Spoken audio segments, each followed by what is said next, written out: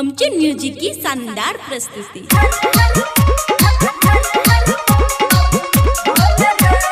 Mixed by DJ Raja Khushi recording studio बलुआ। बड़ी घरदार चौक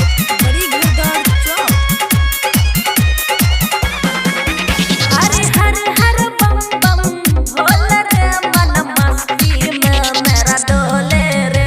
हर जैसिब हाँ जैसिब शंकर भोल रे मन मस्ती में मेरा डोले रे। ओके डीजे राजा बड़ी घरदार चौक खुशी रिकॉर्डिंग स्टूडियो बलुआ। और जो भोले का जाप है करता मन का हर मुराद वो पाता। और जो भोले का जाप है करता मन का हर मुराद वो पाता। और कृपा नयन तीनू खोल रे मन मस्ती में मेरा डोले रे। समझे डीजे राजा बड़ी घरदार चौक खुशी रिकॉर्डिंग स्टूडियो बलुआ।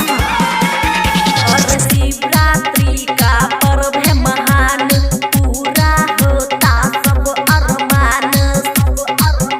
और शिवरात्रि का पर्व है महान पूरा होता सब अरमान।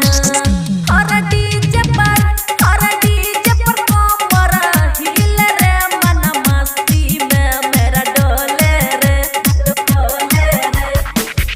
अरे हर हर बम बम भोल रे मन मस्ती में मेरा डोले रे।